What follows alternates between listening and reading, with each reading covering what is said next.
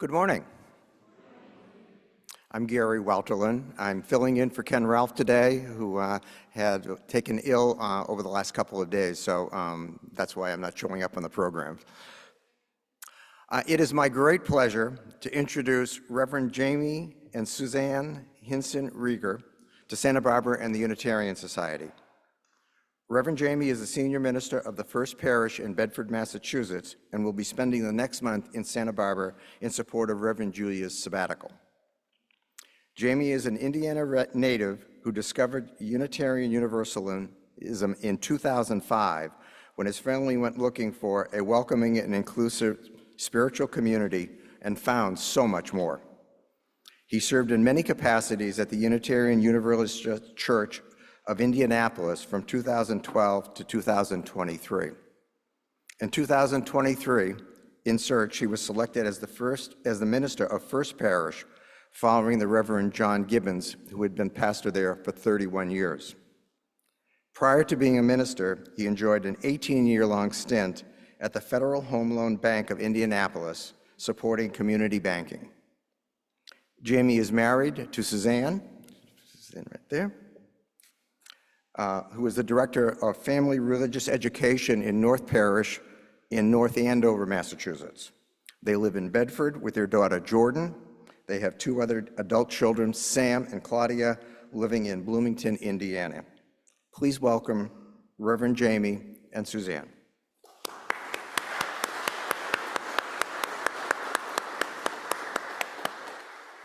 And I'm going to turn it over to Reverend Jamie.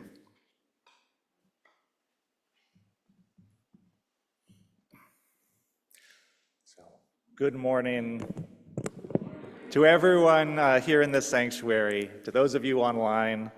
Welcome to the Unitarian Society of Santa Barbara. Welcome to this loving community of seekers where people of goodwill are welcome. In this community, we strive to live with integrity, nurture wonder, and inspire actions that will transform and heal the world. Lead Minister Reverend Julia Hamilton is on sabbatical and will return in September. I'm the Reverend Jamie Hinson Rieger, as Gary mentioned, and I'm delighted to be leading you in worship for the next 4 Sundays. As Gary mentioned, in my regular gig, I am the senior minister at First Parish in Bedford, but I also grew up in Indiana. And I have to say, while the Midwest has its charms, it is noticeably lacking in mountains and oceans. And yesterday I saw both of those things in the same morning, like 10 minutes apart. I was literally texting Suzanne saying, "You have got to see the view from this Target parking lot." So, well done, Santa Barbara. And I want to give a huge thank you to Reverend Julia for this opportunity to be with you all. It is great to be here. And I want to give thanks to the staff and to the worship team and for all of their support in getting me from Bedford to Santa Barbara and to this moment. Serving with me this morning is our worship associate, Gary Welterlin, music director, Matthew Grissett, pianist Heather Levin, director of lifespan education, Charla Brigante, and Angie Swanson-Kiriako, who is engaging with our online attendees. So hello, online attendees. I'd like to extend a special welcome to any visitors or guests who are joining us for the first time. We'd like to stay in touch and welcome you to this community. So on the second Sunday of the month, we have a casual newcomer orientation across the courtyard in the front office. Also, you can visit the welcome table in the courtyard or join the online coffee hour. And now let's just take a moment and center ourselves, prepare for worship, taking a nice easy breath together, breathing in and breathing out. Taking one more breath, breathing in, breathing out. Giving ourselves permission to be fully present to one another, to this time and this place.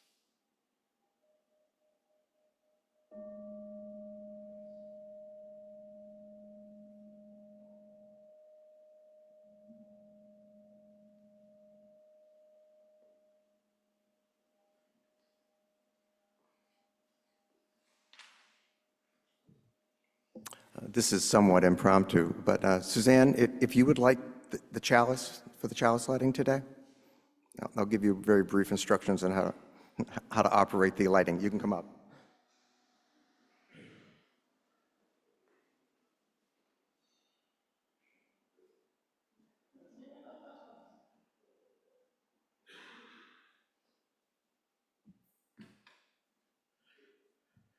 Our chalice lighting today is a quote by Nelson Mandela. I learned that courage is not the absence of fear, but the triumph over it. The brave man is not he who does not feel afraid, but he who conquers that fear. Thank you. You did well. We can probably have you do this a couple of times while you're here. We have a few announcements. I'll just briefly name them or go through them. OWL will be starting up in the fall. Registration is open, so if you have children or know of young children that could learn a lot from OWL, I may sign up actually. See Charla and let her know that you have somewhat of interest. And Pacific Pride, you aware, August 24th, okay, at Chase Palm Park. We will have the Pacific Pride Festival, a fabulous event, and I would strongly encourage you to join us.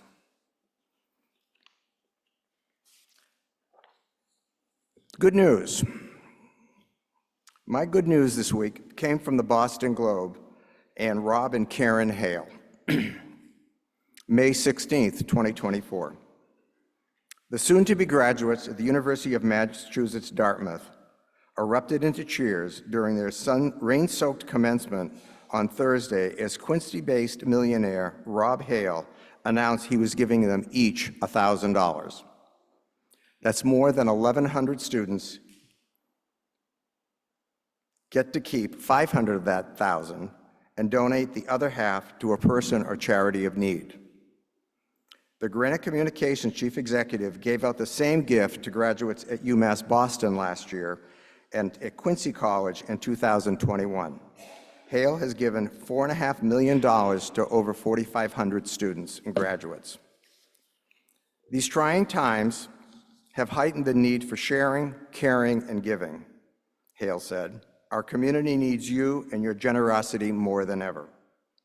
Similar to last year's ceremony at UMass Boston, Hale gave a commencement address to the University of Massachusetts Dartmouth graduates on Thursday, where he recounted how his path to financial success began with his first business, Network Plus, falling into bankruptcy more than 2 decades ago. I've seen the bottom, I've seen failure, and it hurts. I'll never forget it. Don't fear failure. Understand that it's just part of the process. If you use that fear of failure to motivate yourself, you'll be better for it, he told the graduates. Thank you, Rob and Karen Hale, for your generosity and good news.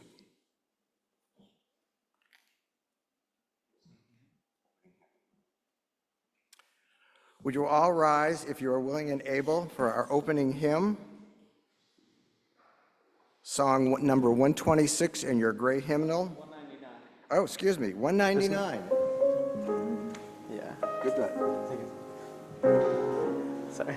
Sorry, Gary. 199. Precious Lord, take my hand, lead me on where I stand.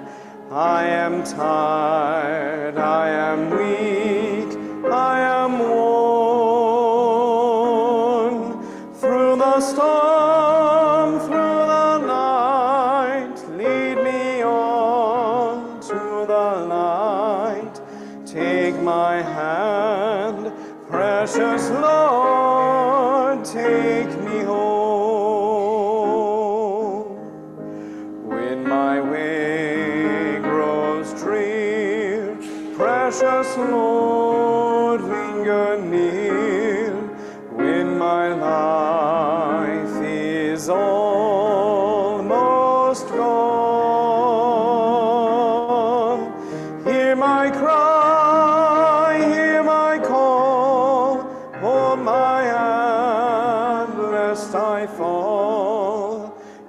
my hand, precious Lord, lead me home. Precious Lord, take my hand, lead me on, let me stand. I am tired, I am weak, I am worn. Through the storm, through the night, lead me on to the light. Take my hand, precious Lord, lead me home. When the darkness appears and the night draws near, and the day is past and gone, at the river I stand, guide my feet, hold my hand, take my hand, precious Lord, lead me home.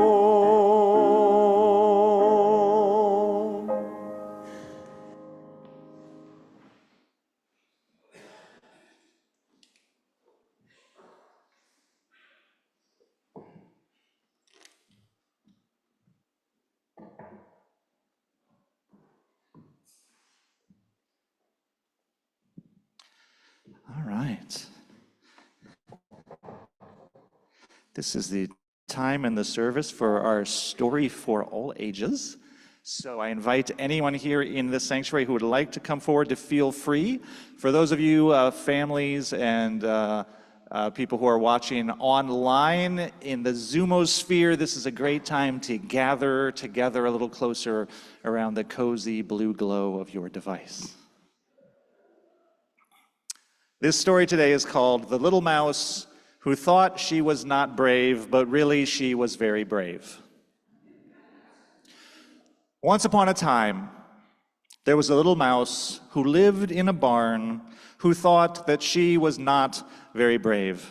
After all, she was afraid of so many things. She was afraid of the farmer's cat stalking in the grass. She was afraid of the sharp-eyed and hungry hawk circling high overhead. Once she was even scared by her own shadow. What is that? She squeaked before realizing what it was. I wish I were brave like you, Mama, she said to her mother one day. I'm not brave at all. Lots of people think they are brave who are not, said her mother. And some people think they are not, but they are. You will know when it is time to be brave what it is that you really are. Then she added, your father and I believe in you. Well, one day she and her sister were playing in a field when suddenly there was a shadow overhead. It was the hungry hawk circling, circling, circling, looking for his lunch. With a squeak of fright, the little mouse ran and jumped inside the hollow of an old log where she would be safe, hidden from the hawk's view. Thank goodness I'm safe, she said. Then she realized that her sister was not with her. From inside the log, she could see her sister smelling clover in the field and digging for seeds. She didn't realize the hawk was overhead. The little mouse tried to call for her sister, but she was so frightened, only the tiniest squeak could come out. Sis, sis. Her sister couldn't hear her. Surely Mama and Papa will come get us, she thought. But then she knew that they were actually away in the barn, far away. Meanwhile, the hawk made a circle overhead. There was no time to wait for them to arrive. The little mouse even closed her eyes. Go away, hawk, she thought. Go away, go away, go away, please go away. She thought, someone please take this hawk away. But when she opened her eyes, the shadow of the hawk was still moving across the ground, drawing closer to her sister. There was no one here but me, thought the little mouse. And suddenly the image of her mother came into her mind's eye. "Mama, make me strong like you," said the little mouse, and stealing up every ounce of courage she had, she raced out of the log, now back out under the gaze of the hungry hawk, and she ran to her sister as fast as she could, and she said, "Hawk!" yanking on her, "Hawk, hawk, hawk, come on, come on, come on." Her sister looked startled, and together they raced back to the safety of the log just in the nick of time. The hawk shrieked overhead, his lunch plans ruined. When they told the story to their parents later, her mom and dad said, "We're proud of you. That was very brave." And the little mouse said, "I didn't feel brave. I was so scared." "Bravery doesn't mean you're not afraid," her mother explained. "It means doing the right thing anyway, just as your father and I believed that you would." "I guess so," said the little mouse. "I'm glad that I believed in me too." And that is the story of the little mouse who thought that she was not brave, but really she was very brave. And now we are going to sing As You Go.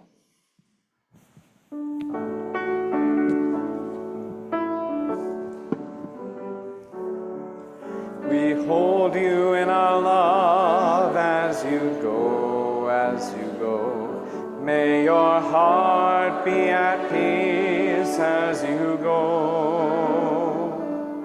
To nurture the spark of your precious life, we hold you in our love as you go.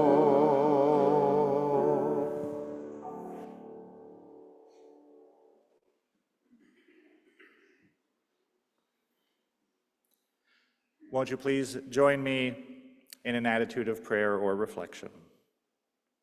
Let's just take a breath together, breathing in and breathing out. Spirit of life, Spirit of love, Spirit of peace, be with us in this place this morning. May peace enter our bodies and our hearts. May our minds know rest and tranquility. Taking a breath, may we be aware of the breath itself and of all the seen and unseen forces that sustain our beings and make each moment possible for us, moment to moment, day to day, year to year. Taking another breath, may we be grounded in compassion for ourselves and for each other, understanding that amidst all this beauty, life is fragile and we need one another. Taking another breath, may we be aware of our connection to one another and to all living things. Taking another breath, may we be aware that the interdependent web of which we are a part is itself part of a still larger web of mystery and possibility. Taking another breath, may we be grateful for all these things. This is a poem by the Unitarian minister Robert Walsh, written in the aftermath of an earthquake. It is called Fault Lines. When the great plates slip and the earth shivers and the flaw is seen to lie in what you trusted most, look not to more solidity, to weighty slabs of concrete poured, or strength of cantilevered beam to save the fractured order. Trust more the tensile strands of love that bend and stretch to hold you in the web of life that's often torn but always healing. There's your strength. The shifting plates, the rest of earth, your room, your precious life, they all proceed from love, the ground on which we walk together. Now I invite you to spend a few moments in silent meditation or reflection. Let us enjoy the communion of silence together, and I will sound us out of the meditation with a chime from the bell.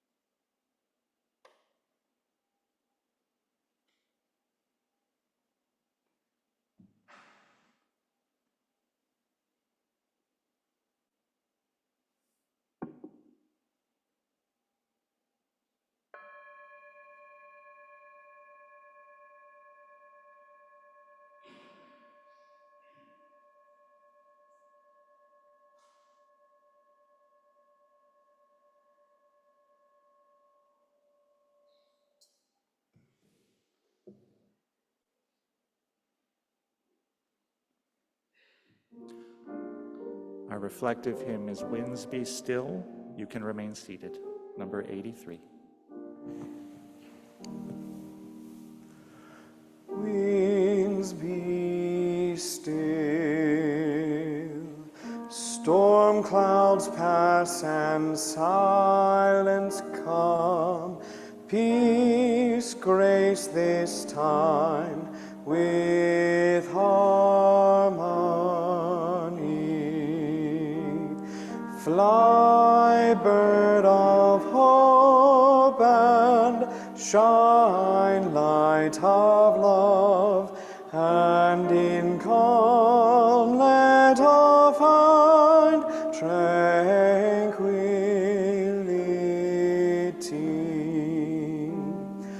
Bird, fly high, lift our gaze toward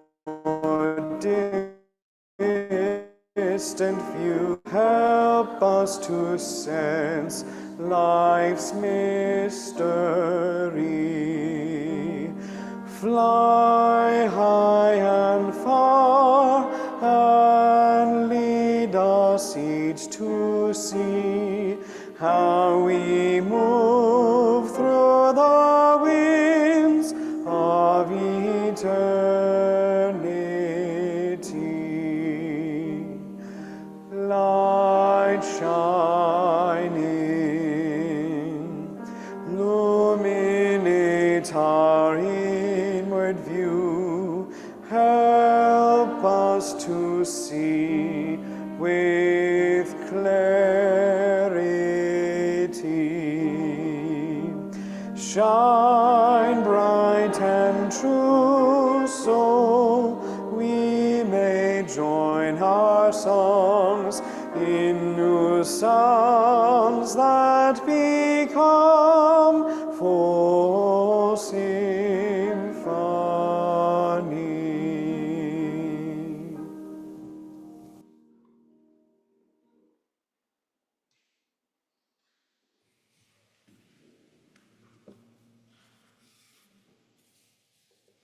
Our reading today is My Help is in the Mountain by Nancy Wood.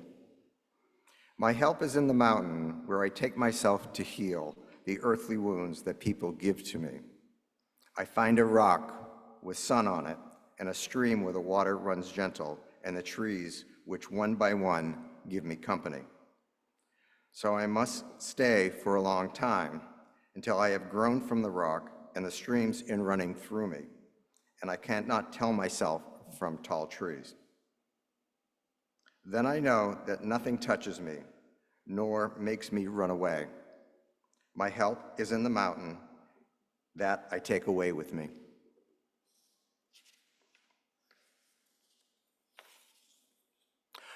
Our July offering, outreach offering today is with the Unitarian Universalist Justice Ministry of California. Visit UUJMCA for more information, including opportunities to give, involved, and receive additional training. And please give directly, generously this month. Contributions to the UUJMCA directly support UU Faith in Action. As you know, each week we give away 25% of our Sunday plate to special projects or organizations. To have 100% of your donations go directly to that month's project, please write in your check to USSB and write UUJMCA in the memo line. Now please join me in reading our affirmation of gratitude and giving. Let us be grateful when we are able to give, for many do not have that privilege. Let us be grateful for those that give with us, for we are enriched by their giving. And let us be grateful even for our needs, so that we may learn from the generosity of others.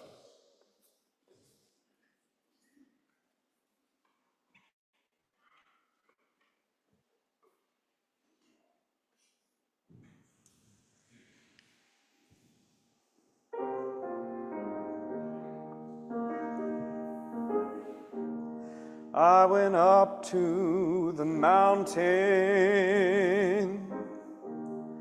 because you asked me to. Up over the clouds to where the sky was blue. I could see all around me, everywhere. I could see all around me, everywhere. Sometimes I feel like I've never been nothing but tired, and I'll be walking till the day I expire. Sometimes I lay down, no more can I do, but then I go on again, because you asked me to. Some days I look down, afraid I will fall. Though the sun shines, I see nothing at all. Then I hear your sweet voice, oh, come and then go, come and then go, telling me softly you love me so. A peaceful valley just over the mountain,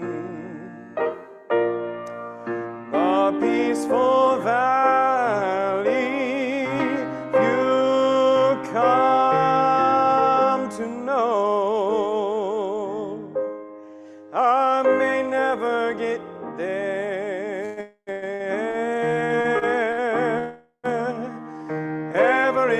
this lifetime, but sooner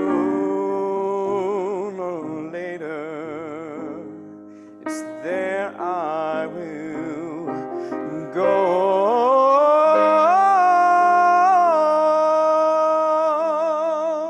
Sooner or later, it's there I will go.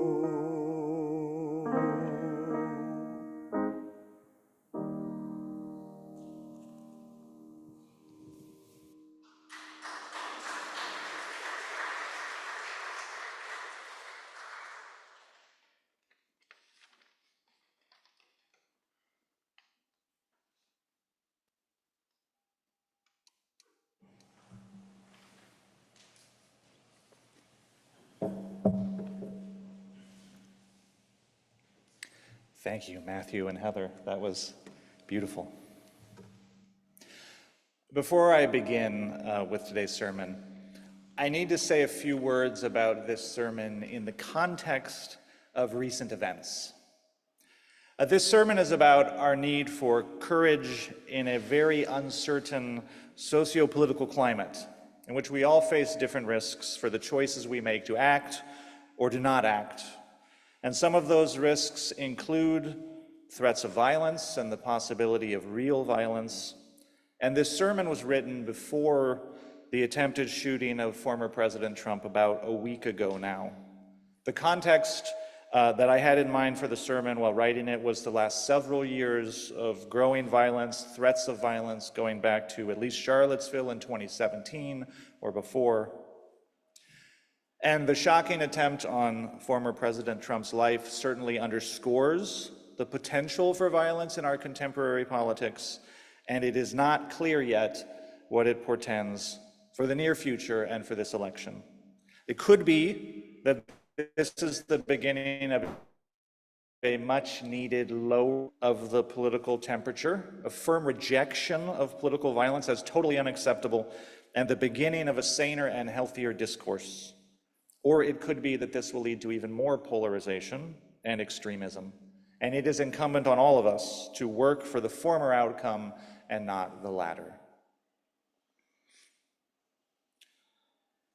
The phone calls were the worst part. When the obscene letters began rolling in, filled with hate speech and threats of violence, Dr. King could take them and throw them on a table and not look at them. No one but he had to open them, and he could shield his family from them to some extent. But the phone was another story. Dr. Martin Luther King Jr. was 26 years old when he became the president of the Montgomery Improvement Association, the group organized to support the boycott of the Montgomery, Alabama city bus system by some 40,000 of its African American riders. Dr. King was 26, fresh out of school, and the new young pastor at the Dexter Avenue Baptist Church. The Montgomery bus boycott began December 5th, 1955. Began December 5th. By January of 1956, Dr. King was receiving 30 to 40 abusive and threatening letters a day from the angry white citizens of Montgomery. This is according to the biography of Dr. King called Let the Trumpet Sound by Stephen Oates. So again, the letters Dr. King could throw on the table. But the King household was also receiving 25 or more obscene and threatening phone calls every day, and they had to answer the phone. Right? There was no caller ID then. There was no leave a message and we'll get back to you. And that phone call could be a civil rights organizer who was calling about the boycott with an important question that needed an answer. It could be some other civil rights issue that needed to be attended to, so you had to answer the phone. And if Dr. King was out, his wife, Coretta Scott King, had to answer the phone. And it could indeed be important business.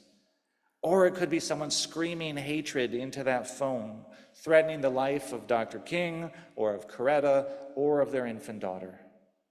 25 or more calls a day. Dr. King began to jump whenever the phone rang, and the barrage of threats was wearing on him. He was becoming fearful and worn out by it. His friends, like Ralph Abernathy, could see that something was wrong. They could see the toll that it was taking on him, but there was very little that they could do to help. One late, exhausted night, Dr. King answered the phone, and a furious man on the other end told him if he didn't stop the boycott, they would blow up his house. Something in King broke, and he felt like he must quit. So he bowed over his kitchen table and he prayed aloud. Lord, Dr. King prayed, I'm down here trying to do what is right. But Lord, I must confess that I'm weak now. I'm afraid. The people are looking to me for leadership, and if I stand before them without strength and courage, they too will falter. I am at the end of my powers, he prayed. I have nothing left. I can't face it alone. And King would later say that in that moment, he felt a presence stirring in him, and he heard an inner voice which said to him, Martin Luther, stand up for righteousness, stand up for justice, stand up for truth, and I will be with you even unto the end of the world. King's trembling stopped. He felt an inner calm, he says, that he had never experienced before, and he realized, in his own words, I can stand up without fear. I can face anything. So today, death threats and bomb threats have become sadly common tools of intimidation in American life. Right? This is often tied to politics. But you do not need to be some high-profile political person to be targeted. School board members get death threats. Election poll workers get death threats. Public health officials get death threats. Dr. Fauci, it goes without saying, gets death threats. But also, librarians get death threats. You can Google that. So do feminist video game bloggers. I was once talking to the curator of a museum who focused her life's work on diversifying museum art exhibits. And she said, well, of course she gets death threats when she exhibits African American art. Which shows how naive I was, right? Like, museum curators get death threats? Like, of course they do. LGBTQ people and events get death threats, of course. When a UU church in Ohio held a drag queen story hour one Sunday afternoon, protesters assembled across the streets brandishing assault rifles. And it is becoming quite common to see military-grade weapons displayed in public spaces as an implicit threat. Well, the death threat that Dr. King received was not an idle threat.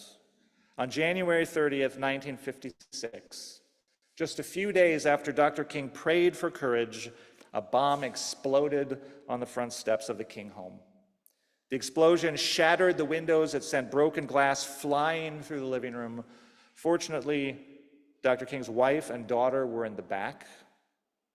King got the news while he was out organizing. He flew home, comforted his family, and convinced his angry supporters to keep their commitment to nonviolence and to not retaliate. Then on February 1st, the home of another civil rights leader, E.D. Nixon, was also bombed. And in the days immediately after the two bombings, King had armed bodyguards around his home to protect his family, but ultimately his commitment to nonviolence was such that he sent the guns away. Guns attract guns, he felt. He would put his trust in love.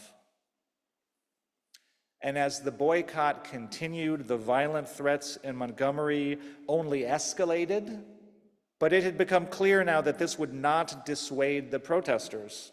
So the local authorities escalated. They arrested key civil rights leaders, including Dr. King, under an obscure law. King was out of state on business when the arrest warrant was issued, and he returned to Montgomery and allowed himself to be arrested, knowing that he risked prison and violence, but ultimately he was tried and fined. In November of 1956, Alabama's Supreme Court ruled that the segregation law was unconstitutional, and Dr. King and his movement had won. The night of that court ruling, the Klan paraded through the black neighborhoods of Montgomery with torches, determined to intimidate black people into submission. Now, before, if something like that happened, the people in the neighborhood would have locked their doors and stayed inside when the Klan came through their neighborhood. On this night, they went out onto their porches and they waved cheerfully to the Klansmen in their hateful motorcade. They knew they had won, and they were not afraid. For the rest of his life, Dr. King fought what he identified as a triumvirate of interlinked social ills: racism, militarism, and poverty. In 1956, he was fighting racism and segregation. In 1967, in a speech in New York City, he came out against America's involvement in the Vietnam War. When he was murdered a year later, he was organizing a Poor People's March on Washington and a campaign on behalf of striking sanitation workers. Underneath all of it was the vision of a world transformed by radical love, such that all people would have the opportunity for the fullest development of the self, a world in which all are cared for. Dr. King called this vision the beloved community. And as he worked toward this vision, he attracted the hostile attention not just of racists, but of the FBI, who added to the chorus of threats that were not just idle threats. There were many powerful forces arrayed against Dr. King, threatening him all manner of harm. And in the speech he gave the day before he was murdered, the mountaintop speech, he closed by saying again, he was not afraid. We need courage. Courage is counted a virtue because life in its ordinary course is risky enough, and we need to be able to deal appropriately with those ordinary risks. But then sometimes in the course of our life, that which is noblest and best within us calls us to take more significant risks, even extraordinary risks, in the name of doing that which is right. This might not include the risk of physical harm, but then again it might. And our own tradition of Unitarian Universalism has its share of martyrs, right? People like James Reeb and Viola Liuzzo, who died in the struggle for civil rights. Or heroes like Martha and Waitstill Sharp, who willingly went into Nazi-occupied Europe to get Jews and other political dissidents out. And these are the extreme examples. But then there are other kinds of risk we face when we rise up and speak out for what we believe. We can lose our jobs, or lose family, or lose friends, or clients, or opportunities. We can lose status or reputation. We can be excluded from our communities. When the very famous founder of American Unitarianism, the Reverend William Ellery Channing, finally spoke out against slavery in 1835, after decades of not speaking out against slavery, when he finally spoke out in 1835, his well-heeled Boston congregants who formerly loved him would thereafter literally cross the street to avoid speaking to him. And I'm sure that was painful and bewildering to him, not as painful as being beaten up at a protest, but still it's a risk, right? And the world is very uncertain right now. Here at home, our institutions are under remarkable stress. The year ahead with the coming election promises to be one of remarkable challenges. And I fear that our institutions will be tested severely, as they are rarely tested. And then when I think back to 2021 and the aftermath of the last election, when American democracy itself came so perilously close to failing, 2021, when democracy came so perilously close to failing, one of the things that I am struck by is how much our strength and our resilience lay in the courage and integrity of the people themselves. Right? The reason disaster was avoided in 2020 and 2021 was because so many ordinary people charged with carrying out what had been the ordinary tasks of democracy, so many of those people did the right thing. They did their job. They did their duty. They told the truth. And they did this in the face of sometimes extraordinary pressures, right? Many of these ordinary people, poll workers, etc., were vilified, screamed at, targeted. They received death threats. And in the midst of all of this, they found their courage. We may, any of us, all of us, be asked to find our courage in the years that lie ahead. And in the face of the real possibility of loss or harm, in the face of real risks that life asks us to sometimes take, it is normal for our courage to fail for a moment. That is just human. That is just being human. How do we recover? In Dr. King's moment, the moment where he found himself most in need of courage, he prayed. And it is a testament to his character that he did not pray for safety, because he knew that safety was impossible. He did not pray to be delivered from the task at hand. He did not pray for his burden of leadership to be lifted. He did not ask for a miracle. He prayed simply for courage, so he could continue to serve effectively, so he could lead the people in the work that needed to be done. And when he heard God speaking within him, when the voice answered him, that voice didn't promise safety either, because safety was off the table. All that God promised was presence. That's it. The voice that Dr. King hears promises only that he will not have to do the thing alone, because God will be a constant presence for Dr. King, and that's enough. So what does that mean in our theologically diverse Unitarian Universalist context, where you may believe in a God who appears as a voice and a presence, at least sometimes, or you may not. You may not necessarily believe in a personal God or any kind of God. Is there a constant presence that nevertheless ultimately serves as a ground of courage for you, as an anchor for your spirit in troubled waters?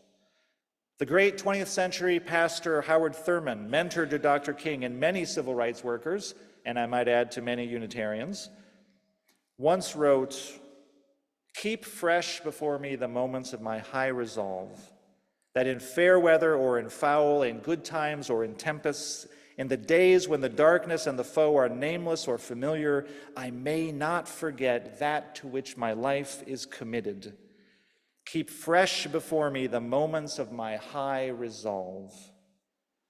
So what is it that is with you in the moments of your high resolve? Who or what companions you? Is it God? Is it love? Is it the spirit of life, the creative, healing, transforming energies of the natural world? Is it the power of a community like this one? The knowledge that so many people of goodwill will be there beside you? Or is it the ancestors, the silent witness of all those brave souls who came before, who found their courage, who risked for those who would come after? In a slightly different context, Dr. King himself wrote of this question in his 1958 speech called The Power of Nonviolence. Dr. King said, "I am quite aware of the fact that there are persons who believe firmly in nonviolence who do not believe in a personal God. But I believe every person," he continued, "I believe every person who believes in nonviolent resistance believes somehow that the universe in some form is on the side of justice. that there is something unfolding in the universe, whether one speaks of it as an unconscious process, or whether one speaks of it as an unmoved mover, or whether someone speaks of it as a personal God, there is something in the universe that unfolds for justice. And this idea that the universe unfolds for justice echoes the well-known quote by the famous Unitarian minister Theodore Parker, who wrote, "I do not pretend to understand the moral universe. The arc is a long one. My eye reaches but a little ways. But from what I see, I am sure it bends towards justice." That is an image that King himself would use often, that the arc of the universe bends towards justice. And in the story, as Dr. King tells it, when his courage came so close to failing, what he needed to hear was not that he would be safe, not that he would win, but that he would not be alone. And that the same spirit that bends the moral arc of the universe would be with him. And that gave him the courage and the strength for all of the trials that followed. So what reconnects you to the source of life and love? What reconnects you to the source of your courage, to the presence you will turn to in those moments when your vulnerability, your merely humanness feels vast and overwhelming? Our Universalist tradition speaks of a love that is faithful, a love that continues to hold us and connect us even when we feel most alone, a love that is in the end powerful enough to bend the moral arc of the universe toward justice. Dr. King said, "Let us remember that there is a creative force in this universe working to pull down the gigantic mountains of evil, a power that is able to make a way out of no way." Or as he put it simply, "I have decided to stick with love." These are uncertain times, and the year ahead promises to be even more so. When the ground is so unsteady beneath us, when so many things must be risked and chanced, let us trust in love. Let us trust in our own UU communities, and then let us find the courage to move forward toward our vision of the beloved community, knowing that in that moment when our courage is needed, we will not be alone. Blessed be, and amen. Now, our closing hymn today is number 169 in the gray hymnal, "We Shall Overcome." And I want to say just a few words before we sing it. "We Shall Overcome," which became an anthem of the civil rights movement, is an adaptation of an African American spiritual. And whenever we sing one of the spirituals, we are entering collectively into a sacred space that is not meant to be entered lightly. And it is incumbent on those of us who are not African American to reflect on the complexity of that word "we" in the song, and to remember that what is being overcome is not a generic injustice, not some abstract evil, but rather it is a specific system of oppressions and ideologies that is rooted in American history and white supremacy culture, a history and a culture that impacts us all, but of course not all equally or in the same way. It is this system that we sing of overcoming together. Dr. King said, "We are caught in an inescapable network of mutuality, tied in a single garment of destiny." Fannie Lou Hamer said, "No one is free until all of us are free." So in that spirit, let us be grateful for the opportunity to create some new possibility, some greater hope together, and to dare to work for a tomorrow where we can all get free together. And in that spirit, would you please rise in body or spirit for number 169, "We Shall Overcome."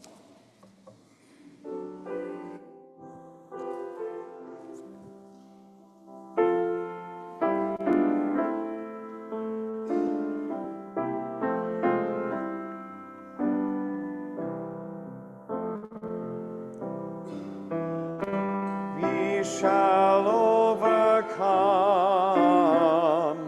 We shall overcome. We shall overcome.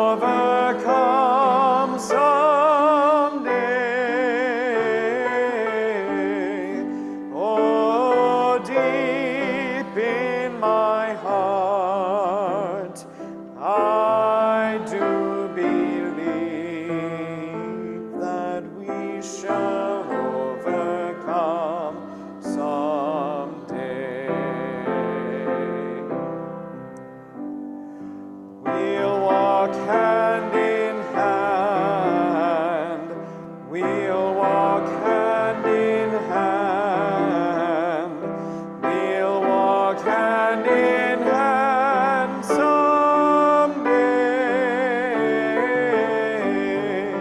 Oh, deep in my heart, I do believe we will hand in hand someday. We shall all be free. We shall all be free. We shall all be free someday. Oh, deep in my heart, I do believe we shall all be free someday.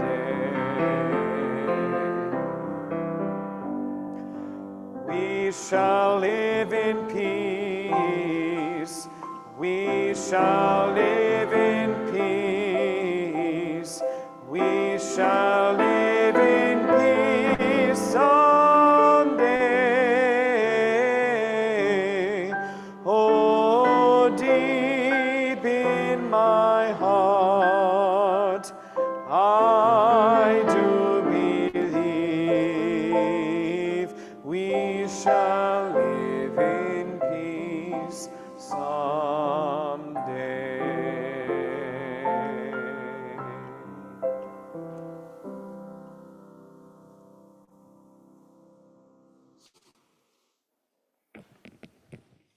Closing words are again by the Reverend Howard Thurman. Keep fresh before me the moments of my high resolve, that in fair weather or in foul, in good times or in tempests, I may not forget that to which my life is committed. May it be so for all of us. As we extinguish our chalice, may the light of love shine upon you, out from within you, be gracious unto you, and bring you peace. For this is the day we are given. Let us rejoice and be glad in it. And now, let us call out a blessing.